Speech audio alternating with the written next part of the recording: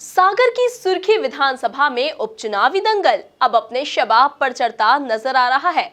ऐसे में आरोप प्रत्यारोप की सियासत भी गर्मा रही है। कांग्रेस उम्मीदवार पारुल साहू ने जहां डाक मतपत्रों के जरिए हुए मतदान पर सवाल उठाए, तो अब बीजेपी उम्मीदवार गोविंद सिंह राजपूत ने इसे कांग्रेस की हार की हताशा करार दिया। देखिए खास रिपोर्ट। सागर की सियासत वाकई में सागर में गागर जैसी होती जा रही है। यहाँ ये कह पाना अब और कठिन हो गया है कि उपचुनाव की बाजी कौन मारेगा। ऐसे में उपचुनावी दंगल पर अब आरोप प्रत्यारोप की राजनीति हावी होती जा रही है।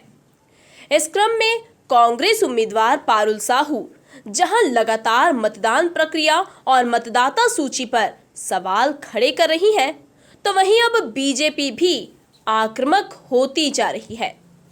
बीजेपी उम्मीदवार गोविंद सिंह राजपूत ने इन आरोपों को कांग्रेस की हार की हताशा बताया है और पलटवार किया है। देखिए, ये जो भी जानकारी मैंने आज आपको दी है प्रमाण के साथ दी है।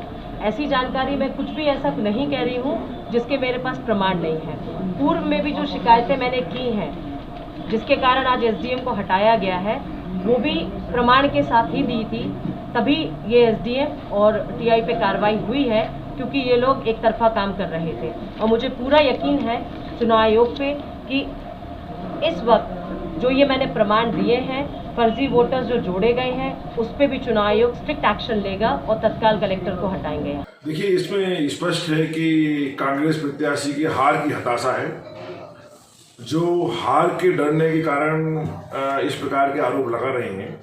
सच्चाई ये है कि 7 साल जब वो विधायक थी, गांव में कभी गई नहीं, और गांव के लोग उनसे पूछ रहे हैं कि आप 5-7 साल कहाँ रही और आपने क्या किया।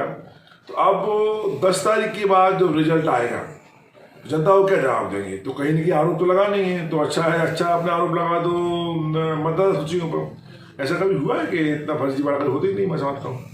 स्पष्ट तौर पर कांग्रेस पार्टी अपनी हार स्वीकार कर चुकी है। अब कोई ना कोई आरोप लगाएंगे ताकि वो कल जिंदा रहें कि इस कारण से हम हारे। सब कुछ ठीक चल रहा है।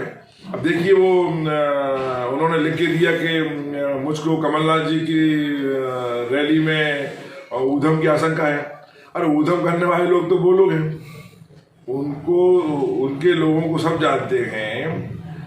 मेरे और मेरे परिवार के लोगों को सब लोग जानते हैं कि हम लोग, मैं 6वीं बार चुनाव लड़ रहा हूँ, कभी भी किसी भी प्रकार की अशांति हम लोगों ने नहीं फैलाई है, और भारतीय जनता पार्टी की संस्कार ही नहीं है।